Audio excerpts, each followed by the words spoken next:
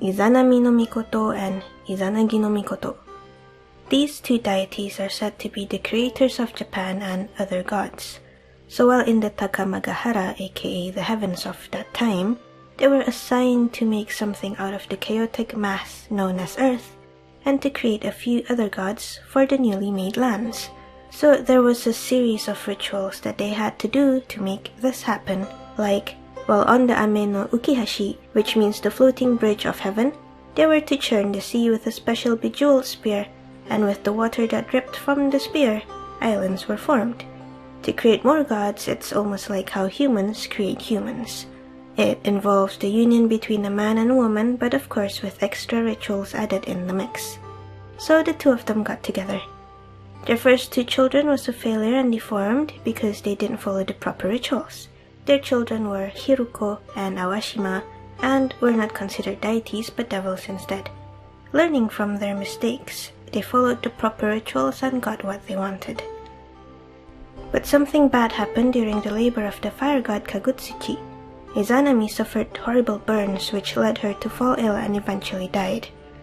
So Izanagi buried Izanami on Mount Hiba, and her spirit descended to Yomi no Kuni, which is the underworld, where all the dead, good or evil, would eventually go.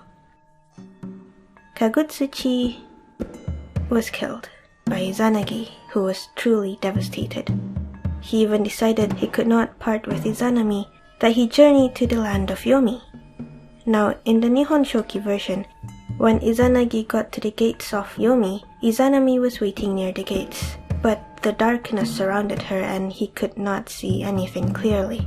He asked her to come back with him, but she said it was too late because she had already eaten food from the underworld and now is a part of it. Though their feelings were mutual, so she said that she could try to ask the Lord of Yomi, but Izanagi has to wait and never try to look at her at all. So they went to her place to rest, because it's not an appropriate time yet to go to the Lord. Izanagi, annoyed at the darkness and wanted to really see his wife, lit a fire, and to his surprise, he saw the state Izanami was in. She was rotting, covered with maggots, and just surrounded by death. Shocked in disbelief, he cried out, drew back, and ran. Filled with sadness, disappointment, and shame, Izanami wailed at Izanagi for lighting the fire and chased after him. She got some other inhabitants of the Yomi to follow in the chase as well.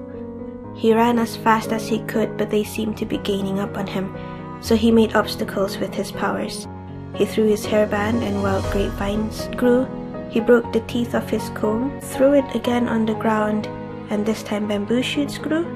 He even went and urinated near a large tree just to make a river. Anyways, he ran and finally came to the exit, where once on the other side, he barricaded it with boulders and made it impenetrable. Now, the two of them standing on opposite sides of the boulder, Izanami shouted at him, saying that if he really left her, she will make sure to kill 1,000 inhabitants of the living every single day. Hearing this, Izanagi replied that he will create 1,500 people every day instead. And that was their final farewells.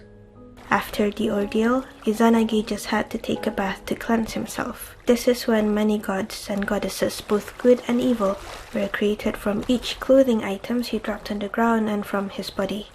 Now the most important ones came when he washed his face. That was when Amaterasu, Tsukuyomi, and Susanoo was created.